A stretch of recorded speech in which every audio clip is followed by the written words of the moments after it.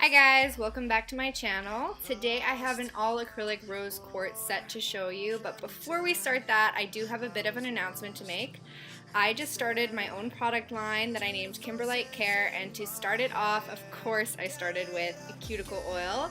All my products are going to be vegan and cruelty-free and homemade, so this is it. My first product, Oil Slick. It's a cuticle oil and it's got 4 of the most essential oils to your skin and nail care, and I worked really hard on it. A lot of research went into it and I'm so proud of it. So if you guys would like to support me and purchase it to try it for yourself, you can do so at the Etsy link below, and let me know your feedback on my Instagram. I have one for the product line, DiamondBeauty.Ca, and you can also contact me through Diamond Beauty on Instagram. I'd love to hear if you guys love it.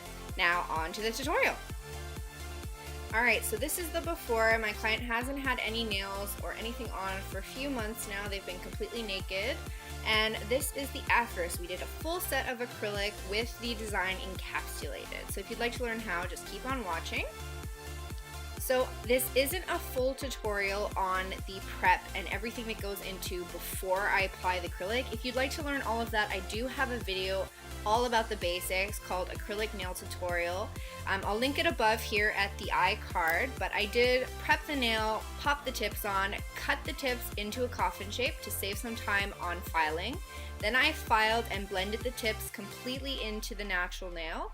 And then we moved on to the acrylic. So starting off, you want to dehydrate the natural nail plate only and then move on to your primer, doing the exact same thing. When I work with primers and acrylics, I like to apply the primer directly before I apply the acrylic on each fingernail. I find it gets a lot better of a bond when that primer is still wet and absorbing into the nail.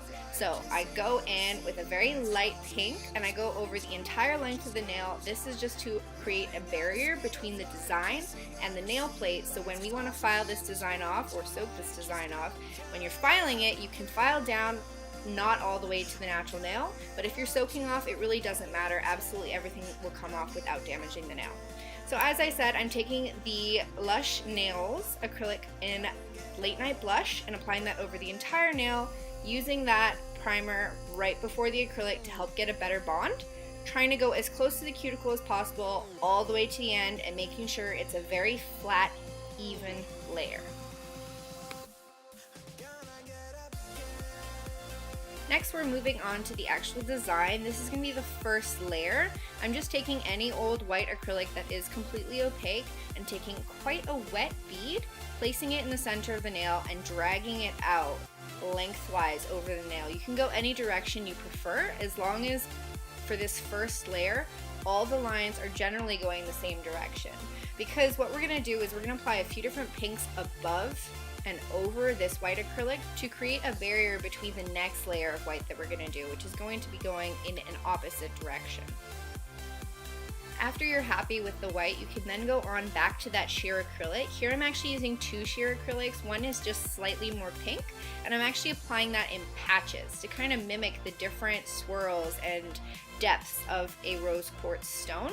So I'm applying those in patches over the white acrylic, trying to make sure the nail doesn't get bumpy in certain places on all the nails. Then I'm taking an opaque acrylic, this one is by Tones, and underneath a few of the white veins, let's call them, I'm applying that almost like a shadow.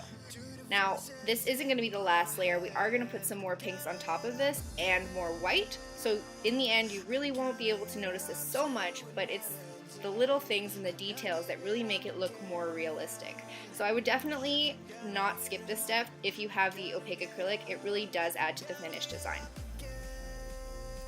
So once you're happy with the amount of shadow you've created under those white veins with the intense pink, you can then go in with your second layer of white. Now here I'm going in the exact opposite direction. On this particular nail, I'm doing 2 diagonals, and I'm trying to create a bit more depth with this second layer. So the veins, I'm not doing the same as the layer before. I may only do 1 vein, I may add more than the previous layer. You really want to keep it organic and do something different on each nail. If you do the same thing, it's really going to look very staged and quite fake. Whereas if you do something different on each nail, even if you're a beginner and you're not so confident in it, I promise you it's going to look so much better if each nail is different in this case. Same with a regular marble nail, you never want to repeat the same exact design on each hand. After that last layer of white, we're then going in with that original sheer pink acrylic, and we're just capping the entire nail. During this step is when you're going to want to make sure that you have capped the entire nail, the tip, the free edge, the sides, and make sure you build up your C-curve and make sure the nail is strong and will last. So now that I've taught you how to do it, I'm going to bring you in closer here and I'm going to let you just sit and watch and observe how I do it. Like I said, make sure each nail is different, try keep your veins organic, and just take a look at what I'm doing here in detail, and I'll catch you at the end of the video. Running at the speed of light, kissing at her city lights, calls me in this point until my interest goes. Gotta get up again, I gotta get up to another day. I'm not giving up again. I'm gonna get up, I'm gonna get up, I'm gonna get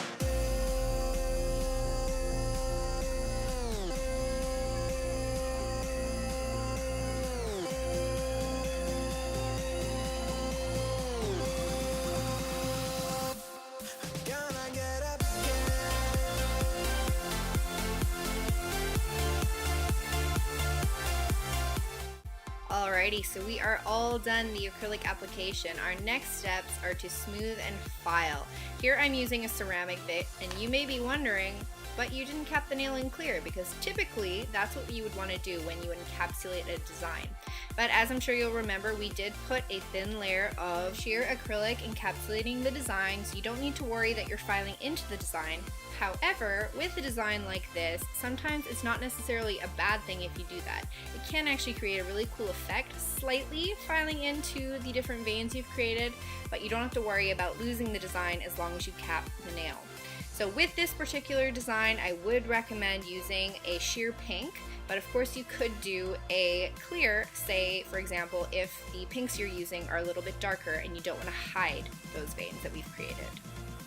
So this is it, the moment of truth where the design really comes to life. With the shiny glossy top coat on top, you can really see all the different beautiful veins and the different layers and depths of the pinks that you've applied, and it really does come to life and look like a real rose quartz stone.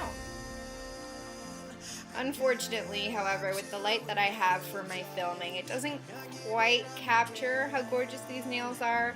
So I did pull out number one, a flashlight, and number two, my camera flash on my phone to really capture these in the final shots that I'll show you now. So once you're done coating the entire nail, make sure you cap the sides and the free edge of the nails. Cure it under your LED light or your UV, depending on your polish, for 45 seconds to 2 minutes for an UV light. And that's it. You now have some awesome rose quartz nails. You guys can do this with different colors. You could do a white marble, black marble, these rose quartz nails. You could do amethyst. You could do any color you like.